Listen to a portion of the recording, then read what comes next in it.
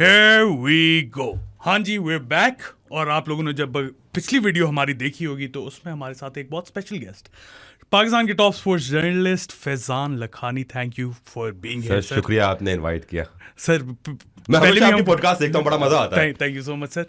अच्छा, हमने पिछली वीडियो में तो क्रिकेट की बात की थी. इस वीडियो में हमने सिर्फ और सिर्फ बात करनी है पाकिस्तान के स्पोर्टिंग कल्चर की. What is wrong, what can happen, और क्या ये बेहतरी आ सकती है या नहीं आ सकती. इस पे आप अपना एक्सपर्ट ओपिनियन देंगे. बिल्कुल, बात करें, शुरू करें. अच्छा, सबसे पहले मैं बात करता हूँ, कल मैच हुआ है, आप उसी वजह से इस्लामाबाद आए हुए थे. पाकिस्तान वर्सेस ताजिकिस्तान का कितना स्पेशल लगा यार ये ओकेजन. यार मैं काफी अर्से बाद मैंने किसी नॉन क्रिकेटिंग इवेंट के लिए मैंने ट्रैवल किया. शायद 2010 में आखिरी मरतबा मैंने ऐसा ट्रैवल किया था जिसमें क्रिकेट इन्वॉल्व नहीं थी. कॉमनवेल्थ गेम्स के लिए इंडिया गया था. अब उसके बाद अब ये किया है फुटबॉल के लिए टूर. बहुत मजा आया. और जो सबसे चीज मुझे अच्छी लगी ना, बहुत दिल को लगी, बहुत मजा आया जब पूरा स्टेडियम राहिस के लिए या ओटिस के लिए नारे लगा रहा था. 20,000 बंदा जिला स्पोर्ट्स कॉम्प्लेक्स में बैठा पाकिस्तान फुटबॉल टीम के लिए चेयर कर रहा था. This is I mean brilliant response to all those people जो कहते हैं पाकिस्तान में फुटबॉल कौन देखता है. उनको जवाब मिल गया कि यार. और इसके बावजूद कल दोपहर का मैच था, वर्किंग डे था, फिर भी 20,000 बंदा ग्राउंड पे मौजूद था. और ये हमारी मजबूरी थी कि हम ज्यादा भर नहीं सकते थे क्योंकि फीफा के रूल्स है कि आप सीढ़ियों पे नहीं बैठ सकते. आपको कुर्सियां चाहिए. तो जिना स्टेडियम में थी नहीं वो इतनी कुर्सियों की कैपेसिटी, वरना और भी तमाशे ही आ सकते थे. तो एक अच्छा मैसेज गया पाकिस्तान. अब लोग पाकिस्तान फुटबॉल के साथ कनेक्टेड फील करने लगे हैं. लोगों को पता चलने लगा कि राहिस नबी कौन है और टिस्कान कौन है. लोगों को ये पता चलने लगा कि पाकिस्तान के फॉरवर्ड्स कौन है, सेंटर में कौन है, मिडफील्डर्स कौन है, राइट बैक कौन है, लेफ्ट बैक कौन है. ये सारी चीजें अब लोगों को पता चल रही है, आइडेंटिफाई कर रहे हैं, टैलेंट्स पता चल रहा है पाकिस्तान का कौन कौन है. तो इसी चीज को, and we need to keep rooting for this boys. ये टीम जीते हारे, देखिए रिजल्ट्स हमारे, हम अभी ये एक्सपेक्ट नहीं कर सकते कि हम ताजिकिस्तान को, सऊदी अरब को या जॉर्डन को हरा देंगे. अच्छा सॉरी, मैं बात काट रहा हूँ आपकी. हाँ. क्यों नहीं एक्सपेक्ट कर सकते, ये भी हमारे व्यूअर्स को बता दें. यार हम 190 की टीम है, वो टॉप 100 की टीम है. और देखो उनके पास प्रोफेशनल लीग्स है, हमारे पास यार लीग नहीं है. हमारे यहाँ एक तो पिछले 4-5 साल से हो ही नहीं रही जो, और इससे पहले भी जो होती थी वो सेमी प्रोफेशनल थी, वो प्रोफेशनल लीग नहीं थी. उसको हम प्रोफेशनल लीग नहीं कह सकते. आपको एक प्रॉपर स्पोर्ट्स की लीग चाहिए, फुटबॉल की लीग चाहिए, जिसमें आप 6-7 महीने आपके प्लेयर्स खेलते रहे. आप अपने डिसीजन मेकिंग, जो ऑन फील्ड डिसीजन मेकिंग होती है ना, वो इससे आती है. जब आप जितना ज्यादा फुटबॉल खेलेंगे तब आपको अंदाजा होगा कि यार. अब कल का जो मैच था ताजिकिस्तान वाला हमारा, उसमें क्या हुआ कि प्लेयर्स से छोटी छोटी गलतियां हुई हैं. और वो गलतियां इसलिए हुई कि शायद बहुत कम खेलने का मौका मिल रहा है. जो हमारे डायस्पोरा प्लेयर्स हैं वो तो रेगुलर खेलते, बट हमारे लोकल प्लेयर्स वो नहीं खेलते. अनफॉर्चुनेट है कि उनको लीग नहीं मिल रही. तो ये चीज है कि अब आप बॉल आ गई, आप डी में है, बट यू आर. फैजान भाई, वो जो यहाँ भी खेलते होंगे ना, जो भी इधर फुटसॉल खेल रहे होते हैं हमारे प्लेयर्स, उनको इतना बड़ा गैप है ना इंटरनेशनल फुटबॉल और इसमें, वो टाइम नहीं मिलता. ऑफ कोर्स ऐसा ही है. ताजिकिस्तान वाले आपको छोड़ेंगे बॉल पे, 2 सेकंड भी देंगे आपको? नहीं देंगे. ताजिकिस्तान को छोड़ दें, आपको साउथ एशियन टीम में नहीं छोड़ेंगे, कोई नहीं छोड़ेगा. तो आपको देखिए, आपको स्टेप बाय स्टेप करना है. अब मेरा ख्याल है पाकिस्तान बाय द टाइम हम ये सेकंड राउंड कंप्लीट करेंगे हमारा, तो उस वक्त तक पाकिस्तान उस लेवल पे आ जाएगी कि we can try to become a competitive team at South Asian level. हाँ, सैफ में हम एटलीस्ट कंपीट. हमें बाय एंड ऑफ 2024 हमें सैफ की एक कॉम्पिटिटिव टीम बनना है. फिर उसके बाद अगले 3 साल 4 साल हमें रखना है, हमें एशिया की मतलब कंपेटिटिव टीम माना कि आई मीन जो टीम 10 नहीं तो 10 मैच खेले तो 10 में से 4 जीतने की पोजीशन में हो. हमें एशिया की वो टीम बनना है. वर्ल्ड कप मेरा ख्याल है अगले, अगर जो अभी काम हो रहे हैं और जिस पेस में हम दुरुस्त समझ जा रहे हैं, हम उसी पेस में दुरुस्त समझ जाते रहे, सही डायरेक्शन में जाते रहे, तो अगले शायद 20 साल बाद हम ये ख्वाब देख सके. अभी बहुत प्रीमेच्योर है ना ये. अभी तो हम ख्वाब भी नहीं देख सकते. और ये फैक्ट है. अब हमारे कुछ लोगों को ये पता ही नहीं है कि जब स्टीफन ने प्रेस कॉन्फ्रेंस में बात की कि यार हम नहीं कर सकते क्वालिफाई और हमें रियलिस्टिक होना चाहिए, तो कह रहे कि यार कितनी डिसअपॉइंट करने वाली बात है. ओ भाई, ये रियलिस्टिक बात है. हमारे यहाँ क्योंकि फुटबॉल रेगुलर होती नहीं है, बहुत सारे जर्नलिस्ट ने पहली मरतबा फुटबॉल कवर किया, उनको पता ही नहीं है फुटबॉल गवर्नेंस के बारे में या टीम डेवलपमेंट के बारे में. फुटबॉल का नहीं पता. अब बहुत सारे लोग जो कल ट्विटर पे बैठे कहते कि यार ये क्या, उनसे मैं ये पूछ लेना कि यार राइट बैक और लेफ्ट बैक कल कौन थे, उनके नाम बता दे. और कौन से 2 right back left back miss थे, उनके नाम बता दो. तो ये नहीं पता होगा. एग्जैक्टली यही है. और इस पे काफी ज्यादा काम करने की जरूरत है. और आई फील के काफी बेहतर हुआ है पिछले 2-3 सालों से ना, नजर आ रहा है. एटलीस्ट आपने 70 सालों में कभी क्वालिफाई नहीं किया था सेकंड राउंड के लिए, आपने कर दिया. तो पहले मैच और आपने सऊदी वाला मैच बहुत अच्छा खेला. 90 मिनट्स तक 2-0. ताजिकिस्तान वाला मैच भी अगर शायद हमारा उमर हयात और ईसा होते पीछे तो 6 गोल नहीं खाते. और शाइक दोस्त भी होता तो शायद हम आगे, हमारा भी और भी अच्छा हो जाता. खैर वो तो एक फैजान भाई टेक्निकलिटीज की तो बात है, उससे हम थोड़ा सा हटते हैं। मैं थोड़ा सा स्पोर्टिंग कल्चर पे बात करना चाह रहा हूँ कि हम एज ए नेशन एक स्पोर्टिंग नेशन, मतलब एक स्पोर्ट के नेशन क्यों बन के रह गए, ओवरऑल हमने स्पोर्ट्स पे क्यों नहीं काम किया। यार हमारा मसला सबसे बड़ा हमारी कौम का ये है कि हम स्पोर्ट्स को आज भी एक रिक्रिएशनल एक्टिविटी समझते हैं, गैर निसाबी सरगर्मी समझते हैं। दुनिया में ये बात अब मानी जा चुकी है कि स्पोर्ट्स एक प्रॉपर प्रोफेशन है यार। जैसे हम जर्नलिज्म में है, आप कोई इंजीनियर है, कोई डॉक्टर है, इसी तरह स्पोर्ट्स पर्सन होना, एक एथलीट होना एक प्रोफेशन है। इस चीज को मानना पड़ेगा। अब हमारे स्कूल कॉलेजेस में भी स्पोर्ट्स को एक गैर निसाबी सरगर्मी समझा जाता है। इसको निसाब का हिस्सा होना चाहिए। हमारे स्कूल में एक पीरियड देते थे हफ्ते में स्पोर्ट्स का, इसको निसाब का हिस्सा होना चाहिए। जब एक पेरेंट को पता हो कि यार मेरा बेटा क्लास 1 में से लेकर क्लास जब तक ओ लेवल्स ए लेवल्स करता है, अगर वो स्पोर्ट्स में पार्टिसिपेट करेगा, उसको 100 नंबर्स इजाफी मिलने का चांस है स्पोर्ट्स खेलने का, स्पोर्ट्स की परफॉर्मेंस का। तो इमेजिन करेगा एक बच्चा 6 साल का जब क्लास 1 में होता है, वो एथलेटिक्स में आता है, वो 6 साल की उम्र से 100 मीटर्स दौड़ने की कोशिश करता है, जीतने की कोशिश करता है, तो वो बाय द टाइम वो 14 साल का होगा, तो उसकी वो 8 साल की जो ट्रेनिंग होगी वो कहाँ से कहाँ उसको ले गई होगी। हम अगेन अगर इस तरह की ट्रेनिंग करते रहेंगे तो हम अंडर 11 प्रोड्यूस करने में कामयाब हो जाएंगे कि यार अभी तो हम अंडर 11 कोई कर दे, रन भाग ले तो हम बहुत कुछ होते हैं। तो ये चीज हो जाएगी। और सेकेंडली स्पोर्ट्स में मैं अक्सर हमेशा कहता हूं कि स्पोर्ट्स में पार्टिसिपेट करके बहुत सारे हमारे पेरेंट्स समझते हैं कि स्पोर्ट्स टाइम का ज़िया है, बच्चे बिगड़ जाते हैं। मैं उनको ये कहना चाहूंगा कि स्पोर्ट्स में पार्टिसिपेट करके बच्चे जिंदगी के वो लेसन सीखते हैं जो शायद स्कूल के कमरों में बैठ के क्लास में बैठ के नहीं सीख सकते। सबसे बेहतर, सबसे मेजर रिजल्ट आपकी जिंदगी का स्पोर्ट्स जो सिखाता है वो है कि गिर के दोबारा उठना कैसे, हार के बाद दोबारा जीत के लिए कैसे जाना है, आपको अपने अपोनेंट की रिस्पेक्ट कैसे करनी है, आपको हार में भी ग्रेस कैसे तलाश करना है। ये बहुत सारे ऐसे जिंदगी के सबक है। आप चाहे प्रोफेशनल एथलीट ना बने, लेकिन आपने एक बार सीख लिया स्पोर्ट्स में पार्टिसिपेट करके कि मुझे गिर के कैसे उठना है, आप जिंदगी किसी प्रोफेशन में नाकाम नहीं होंगे। एग्जैक्टली। अच्छा, मूविंग फॉरवर्ड हम देखते हैं अपने नेबर इंडिया को, राइट? वो उन्होंने अपनी सारी स्पोर्ट्स किस तरह रन कर रहे हैं वो, और वो कहाँ पहुँच के हम वहाँ तक या उनसे compete एटलीस्ट उस लेवल तक क्यों नहीं कर सकते कि हम भी वहाँ तक पहुँचने की ख्वाहिश रख सकें? यार देखिए, इंडिया में स्पोर्ट्स पे गवर्नमेंट ने पैसा लगाया है। Exactly. गवर्नमेंट के साथ साथ कॉर्पोरेट्स ने भी लगाया है। हमारे यहाँ तो गवर्नमेंट की ये कोशिश होती है कि किस तरह पैसे रोक लें एथलीट्स को देने के। हमारे यहाँ जो स्पोर्ट्स का इदारा है जिसका काम है स्पोर्ट्स की बहबूद करना, वो अनफॉर्चुनेटली इस बात पे लगा रहता है कि एनओसी के डॉक्यूमेंट पूरे करके दो। आई मीन व्हाट द हाँ, समझ गया, समझ गई ये फ्रस्ट्रेशन। और 2023 में भी यू एक्सपेक्ट देम कि यार 200 पेपर लाके जमा कराएं, डिजिटाइज कर दो यार। और एक बार एनओसी होगी एक प्लेयर की तो भाई बार बार उसके डॉक्यूमेंट्स क्यों जमा हो। और फेमसली अभी जो सऊदीया जाना था हमने, उसका भी एनओसी की मसला पड़ गया, जबकि वो कहते 6 हफ्ते पहले सबमिट कराओ। 6 हफ्ते पहले कैसे कराएं? क्वालिफाई भी नहीं किया। क्वालिफाई जब आपका 3 हफ्ते पहले कंफर्म हुआ है। ये हमारे ये चीजें समझ नहीं आती हमारी स्पोर्ट्स अथॉरिटीज को कि यार वो आपका काम है स्पोर्ट्स पर्संस को आप सहूलियात दें, यहाँ पे उल्टा आप यहाँ पे उल्टा आप लगे रहते हैं। फिर आपके जो स्पोर्ट्स अथॉरिटीज है वो अनफॉर्चुनेटली पैरेलल एसोसिएशन बनवाने में भी अपना किरदार अदा कर रहे होते हैं। उनकी कोशिश होती है कि हर जगह हर कुर्सी पे हमारा बंदा हो जाए। बहुत सारे मसले हैं यार। मतलब हमने स्पोर्ट्स को बहुत ज़्यादा पॉलिटिसाइज कर लिया। ये नहीं है कि इंडिया में पॉलिटिकल इन्फ्लुएंस ना होता हो। बीसीसीआई के प्रेसिडेंट अगर जो सेक्रेटरी है वो वहाँ है क्योंकि वो एक पॉलिटिशियन के साहबजादे हैं, बट होता है। बट जहां स्पोर्ट्स की बात होती तो वो सब एक नेशन है, अपनी टीम को सपोर्ट कर रहे होते हैं, अपने प्लेयर्स को, एथलीट्स को सपोर्ट करते हैं। अब नीरज चोपड़ा और हमारा अरशद नदीम, नीरज चोपड़ा साल मुल्क से बाहर ट्रेनिंग कर रहा होता है, उसके साथ कोचिंग के लिए उसके साथ बायोमैकेनिक्स का अलग बंदा है, उसके साथ न्यूट्रिशन का अलग बंदा है, उसका थ्रोइंग का कोच अलग है, उसका फिजिकल ट्रेनर अलग है। मतलब कोचेस की टीम चल रही होती है। हमारे नीरज के साथ 4 लोग लगा दें, एक तो पहली बात है कि लगाते नहीं है। हमारे यहाँ बायोमैकेनिक्स का कोई सीरियस कॉन्सेप्ट ही नहीं है, पता ही नहीं होगा, पता ही नहीं है कि क्या है। मतलब क्या कहें। डिस्पाइट दैट हमारे कहते हैं कि जॉय ट्रिप से 8 कोचेस की जरूरत है। ओ यार, अच्छा वही जा सकते हैं, ऑफिशियल्स जा सकते हैं, लेकिन ऑफिशियल जा सकते हैं, डीजीपीएस भी चला जाएगा, आईपीसी का सेक्रेटरी चला जाएगा, नहीं है तो कोचेस नहीं है, कोचेस नहीं है, ट्रेनर्स नहीं है, और डॉक्टर्स नहीं है। उसके बावजूद अरशद नदीम अपने बलबूते पे वो जो करता है, सब किया है, 90 मीटर थ्रो मारता है। और अगर मतलब जितने भी पाकिस्तान के एथलीट्स हैं यार, आप नू भट्ट की बात कर ले, आप अरशद नदीम की बात कर ले, आप हमजा की बात कर ले, आप दीगर स्पोर्ट्स से बात कर ले, आप अपने बैडमिंटन वाले, अपने टेनिस वाले, एहसाम की बात कर ले, इन सब ने अपने बलबूते पे किया है, किसी के लिए फेडरेशन ने कुछ नहीं किया।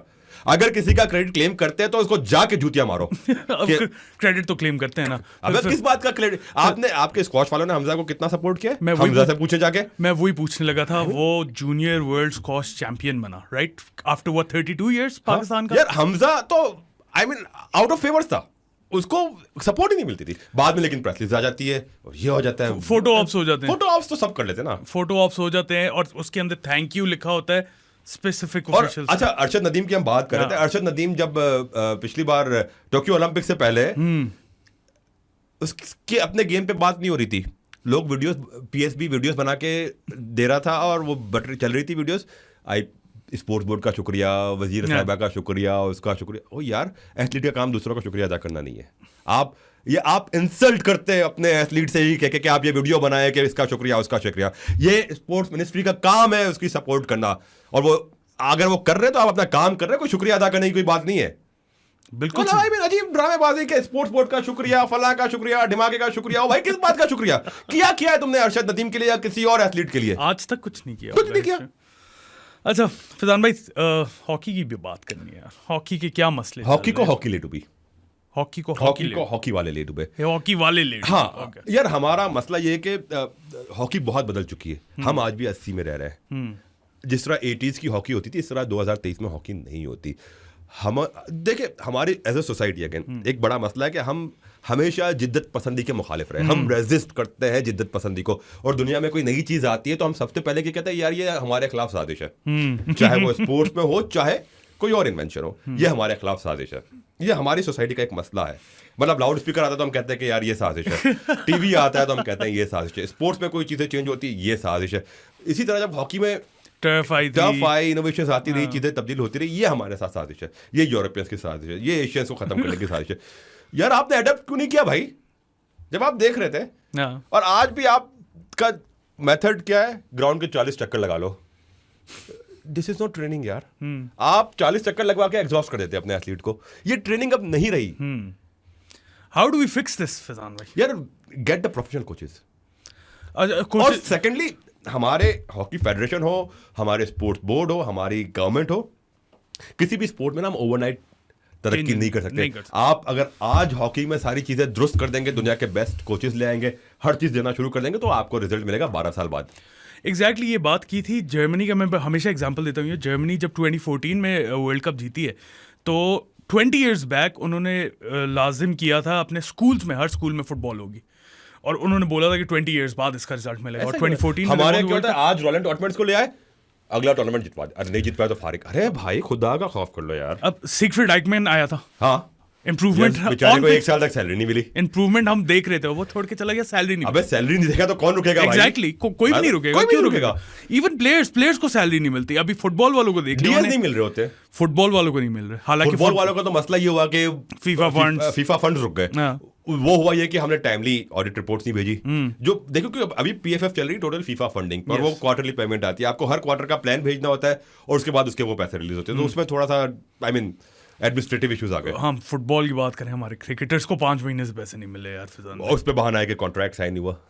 कॉन्ट्रैक्ट क्यों नहीं साइन हुआ ये भी बता दें। वैसे हम क्रिकेट पे आएंगे। देखो, अब इस पे भी प्लेयर का राइट है। वो अगर प्लेयर कहता है कि यार मेरी इमेज राइट्स अगर आप बेच रहे हो, मेरे एनएफटीज अगर आप बेच रहे हो, तो उसमें मेरा शेयर दो। ये ना हो यार क्रिकेट बोर्ड सारे मेरे शेयर रखे। ठीक है ना? तो वो प्लेयर्स का मुतालबा था। इस चीज को बेहतर तरीके से हैंडल होना चाहिए था। वर्ल्ड कप चल रहा है, उसके बीच में कॉन्ट्रैक्ट साइन हो रहे, तो आई मीन क्या करें यार? क्या करें? मतलब कोई एक चीज अगर सही हो रही हो तो फिर हम कह के यार ये एग्जाम्पल है, इसको फॉलो करें। नहीं यार। अब इंडिया में एक इंस्टीट्यूट, 2-3 टाटा वालों ने इंस्टीट्यूट बना दिए, रिलायंस वालों ने बना दिए, और इंडिया की गवर्नमेंट का प्रोग्राम है, एक तो खेलो इंडिया और एक target Olympics podium, something tops करके, हाँ, टारगेट ओलंपिक पोडियम स्कीम करके समथिंग ऐसा कुछ है यार। उसके तहत एथलीट्स को फंडिंग हो रही है, मुख्तलिफ चीज़ें मिल रही है, प्रमोट कर रहे हैं। अब ये सारी जो एस्पायर इंस्टीट्यूट है उनका, वहाँ की एकेडमी से सारे नीरज निकले हैं, बैडमिंटन के सारे निकल रहे हैं, शूटिंग के निकल रहे हैं। वो टारगेट करते हैं यार हर स्पोर्ट में। अब दूसरा, हमारे यहाँ स्पोर्ट्स इंफ्रास्ट्रक्चर भी लगता है ना, तो वो पॉलिटिकल माइलेज के लिए लगता है। अब गिलगित में हॉकी टर्फ की कोई जरूरत नहीं है। हमारे यहाँ एक साहब का दौर में गिलगित में हॉकी टर्फ लगा दी, और यार गिलगित में फुटबॉल की पिच दो, प्रॉपर इंटरनेशनल स्टैंडर्ड बंदू में लगाओ या कराची में लगाओ। अब एरियाज आइडेंटिफाई करो, किस एरिया में कौन से खेल का आपको ज्यादा रुझान है। जिस एरिया में आपके फुटबॉल का रुझान है, आप कम वक्त वहां पे जाके हॉकी तरफ लगा रहे, ना हॉकी होगी ना फुटबॉल होगी। ये कैसे कल्चर किस तरह चेंज किया जाए फैजान भाई? मतलब एक कोई रोड मैप होता है कि, या आप किसी एक कंट्री का टेम्पलेट उठा के लगा लो? नहीं, देखो इसके लिए सबसे पहले हमें ये चीज एज अ नेशन रियलाइज करनी होगी कि स्पोर्ट्स एक प्रोफेशन है, और ये शुरू होगा नीचे से, ऊपर से नहीं। अच्छा, आप स्कूलों में स्पोर्ट्स रेगुलर करें, आपका सबसे पहला स्टेप है। लेकिन वो भी रेगुलर करने के लिए आपको ऊपर ही जाना पड़ेगा। बट अगेन देखिए, अब क्योंकि हमारे यहाँ बहुत सारी चीजें 18th अमेंडमेंट के बाद सुबह ही हो गए, तो ये भी बड़ा प्रॉब्लम है। तो यार, आप जब तक आप अपना कल्चर नहीं तब्दील करेंगे ना, जब तक आप स्पोर्ट्स को एक प्रॉपर, अब भी चाहे बहुत सारे पेरेंट्स ऐसे हैं जो कहते हैं कि यार खेल कूद के क्या बनेगा, क्या बनेगा, एक कॉन्सेप्ट चेंज करना है। अगर एक बच्चा एथलीट बनता है और एथलीट को अगर वो कमा रहा है साल के 2-3 लाख, महीने के 2-3 लाख रुपए, तो आई मीन वो उसका प्रोफेशन है। तो स्पोर्ट्स एक प्रोफेशन के तौर पे मनवाना पड़ेगा, इसको स्कूलों में एज ए सब्जेक्ट पढ़ाया जाए, इसको निसाब का हिस्सा बनाया जाए, प्रॉपर कोचेस स्कूल्स में हायर किए जाए, और इसके लिए गवर्नमेंट और एजुकेशन, स्पोर्ट्स और एजुकेशन मिनिस्ट्रीज को मिलकर काम करना होगा कि आप ये चीज़ें करें। आहिस्ता आहिस्ता चीज़ें डेवलप होगी, और जब हमारा एक स्पोर्ट्स कल्चर बन जाएगा तो गवर्नमेंट और दीगर इदारे जो स्पोर्ट्स के लिए रखे गए वो मजबूर होंगे चीज़ें सही करने के लिए। तो सबसे पहले हमें कलेक्टिवली हमें स्पोर्ट्स की तरफ अपना एटीट्यूड ड्रूस करना है। What about the infrastructure in the country? Non-existent यार। हमारे यार, मैं कराची की बात करूं तो कराची में स्पोर्ट्स के मैदानों में कभी इतवार बाजार लग रहे होते, कभी जुम्मा बाजार लग रहे होते, कभी शादियां हो रही होती है, कुछ नहीं हुआ तो कोई रियासती वहां पे सिक्योरिटी इदारों का दफातर बन जाते हैं। इवन फेमसली फीफा हेडक्वार्टर्स में भी इन्होंने अपने गवर्नमेंट ऑफिस बने हुए, और फिर उसकी वजह जब वहां पे ऐसे ऑफिसेस बन जाते हैं तो फिर डेवलपमेंट ऑटोमेटिक रुक जाती है। आपको फलां से अप्रूवल लो, फलां से अप्रूवल लो, और यार stadium should be owned by relevant sports body. हाँ, ये होना है। अब पंजाब स्पोर्ट्स बोर्ड से को फीफा की गाइडलाइंस हर वक्त नहीं मिलती रहती, और पंजाब स्पोर्ट्स बोर्ड को फर्क भी नहीं पड़ता कि फीफा की क्या गाइडलाइन है, बट पीएफएफ को फर्क पड़ता है और उसको मिलती रहती है। अब कल क्यों डे नाइट मैचेस नहीं हो सका, नाइट मैच क्यों नहीं हो सका? लाइट्स उस मयार की नहीं है। पाकिस्तान स्पोर्ट्स बोर्ड क्या 2500 लूमेन है, जाके चाहिए हमें 14,000 लूमेन। हाँ, तो आई मीन अब उन्हें उनका हाथ कौन फोर्स कर सकता है? जब वो आए थे फीफा मैच कमिश्नर, जब देखते हैं, आई मीन उन्होंने भी पिच पे जो एतराज़ात उठाए, या एक मसला, अब वो हंसी आएगी जो एतराज़ात है। एक मौके पे गोल पोस्ट टेढ़ी थी, एक जगह पे 5 सेंटीमीटर की होती यार, क्या कोई जवाब ही नहीं रहता था। अच्छा, फाइनल वर्ड्स, क्या करना है आगे पाकिस्तान को? यार मैं हमेशा कहता हूँ कि आप दो चीजें करनी है। एक तो आप फौरन निसाब का हिस्सा बनाए स्पोर्ट्स को, दूसरा उन बच्चों के लिए भी जरूरी है कि उनको रोल मॉडल्स मिले। तो आप लाइनाइज करें जो आपके ऑलरेडी स्टार्स हैं और जो अभी पाइपलाइन में है पोटेंशियल्स, आप ढूंढ लें 50 बंदे। ये 50 बंदे अगले हमारे 3-4 साल Olympics, Commonwealth games, Asian games, south Asian games, इसके लिए आप बजट रख लें 500 करोड़। आप उनको दुनिया के हर कंपटीशन में भेजें, दुनिया के आप हर किसी पे ना करें यार, आप 50 एथलीट्स ले लें, 50 प्लेयर्स दे लें, कबड्डी के लिए आप कबड्डी के डाल दें, वुशु के डाल दें, वेट लिफ्टर्स, आप उन स्पोर्ट्स में डालें जिसमें आपके पास आपको लगता है कि हम जीत सकते हैं। आप उनमें रोल मॉडल बिल्ड करें। अब अरशद नदीम के साथ आपका यासिर है, आप यासिर को वेस्ट ना होने दें, एग्जैक्टली। और सेकेंडली ये चीज बड़ी अहम है कि यार ये पीओए, पीएसबी और फेडरेशन की सियासत का शिकार प्लेयर्स ना हो, और ना ही प्लेयर्स को इस्तेमाल किया जाए अपनी सियासत के लिए। दस्तगीर भट्ट यार जाती की उसके साथ, आप थोड़ा सा बता सकते हैं हुआ क्या था उसके? यार देखिए, बहुत ज्यादा कॉम्प्लिकेटेड इशू है, बट अगेन 2 बॉडीज बन गई थी क्योंकि उनके वालिद भी इन्वॉल्व रहते हैं, वो एक तरफ थे, इसकी वजह से दोनों भाई बेचारे रह गए। आई मीन बड़ा कॉम्प्लिकेटेड इशू है ये। मतलब क्या, मतलब और उस बेचारे पे इल्जाम लगा दिया कि आप फेडरेशन के मुखालिफ सरगर्मियों में हिस्सा है।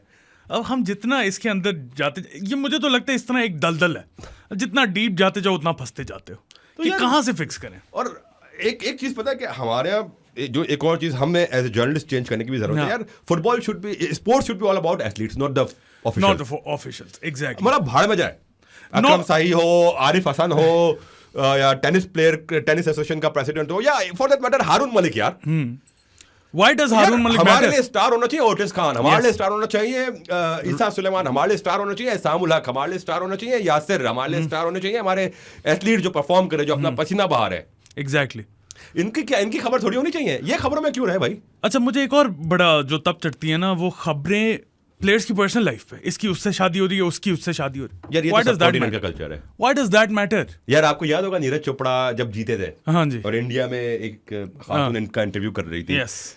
ये हमारा कल्चर है, क्या कह सकते हैं। मुझे बड़ा फ्रस्ट्रेट करता है। हाँ। आप एथलीट से बात करो उसकी स्ट्रगल के बारे में, उसने कैसे ये हासिल किया, उसके पीछे मेहनत क्या थी, बट अब तो लड़कियां पीछे आ रही होगी, कैसा लग रहा है जब लड़कियां ऑटोग्राफ ले रही होती। ओ यार ग्रो। मैं हमेशा फैजान भाई एक चीज बोलता हूँ इस पॉडकास्ट में ना, हमेशा हर पॉडकास्ट में, फिक्स योरसेल्व्स। बिल्कुल ऐसा ही है। हमें जो चीज एक्सपेक्ट करनी है अपने एथलीट से, वो चीज अपने ऊपर तो लेकर आए, अपने अंदर तो लेकर आए। Exactly. Be the change you want to see in Be the the change you world. want to- हाँ, true. वो लगता है ये वीडियो, आई थिंक इट्स इनफ इस आज के लिए, ठीक है ना? बहुत ज्यादा ये फ्रस्ट्रेट कर दिया हम दोनों को इसने, क्यों फैजान भाई? बड़ा फ्रस्ट्रेट करती है। और यार एक और चीज बता, हाँ, जी। एक तो हमारे सारे मोस्टली जो स्पोर्ट्स जर्नलिस्ट अपने आप को कहलाते हैं, वो क्रिकेट से ऑब्सेस्ड है। वो क्रिकेट Yes. की खबर तो इतने डीप जाके कवर करेंगे, लेकिन वही चीज नहीं कवर करेंगे फॉर अरशद नदीम या इवन फुटबॉल। यार आप ये तो अब ग्रो होना शुरू यार हुआ मुझे है एक थोड़ी सी। वाकया मुझे याद आता है, मुझे और बहुत दुख होता था। मैं मतलब उस दिन मेरा बस ही चल रहा था कि मैं फट पड़ूं। एक हमारे दोस्त है अमीमुल हक है, उन्होंने पाकिस्तान स्पोर्ट्स अवार्ड इनिशिएट किया। ओके। कराची में इवेंट होना था और उसके लिए जापान से लाइफ टाइम अचीवमेंट देने के लिए बुलाया गया हुसैन शाह को। हुसैन शाह पाकिस्तान के आखिरी इंडिविजुअल मेडलिस्ट यस। ओलंपिक्स के। पीसी होटल में उनका क़याम था, वो किसी काम से बाहर निकले होंगे पीसी होटल से कराची में। उस दौरान पाकिस्तान सुपर लीग भी हो रही थी, तो बड़ी सिक्योरिटी लगी हुई थी। अब हुसैन शाह बेचारा शरीफ मासूम आदमी, वो गया काम से वापस पैदल सड़क चलते हुए आ रहा था, पुलिस रोक लिया, किधर जा रहा है? पाकिस्तान का मोस्ट सक्सेसफुल बॉक्सर पुलिस वाला सो कह रहा है किधर जा रहा है? मतलब मैं उधर खड़ा था, मतलब मैं जा रहा था पीएसएल के प्लेयर को इंटरव्यू करने, मतलब किसी का, और मुझे वो नजर आया, तो मैंने कहा भाई एथलीट है ये, पाकिस्तान का फख्र है ये बंदा। हमारी पुलिस ने रोक लिया, पता ही नहीं पुलिस वाले को कि कौन है ये। इसमें हमारा कसूर है। Yes. हम जर्नलिस्ट का कसूर है कि हम लाइन ऐसी नहीं करते। एक टेस्ट मैच खेला हुआ प्लेयर पूरी दुनिया में पहचाना जाता है, लेकिन आपका गोल्ड मेडलिस्ट नहीं पहचानता सड़क पे खड़ा हो जाए तो कोई। सिंपल, ये हमारा कसूर है। Simple is that. हमारा कसूर है। वीडियो पसंद आई हो तो लाइक बटन पे क्लिक करें, subscribe to our channel, Faizan भाई को फॉलो करें ट्विटर पे, मुझे भी कर दें, रिंग आइकन पे क्लिक करें। We'll see you guys next time, until then अल्लाह हाफिज़।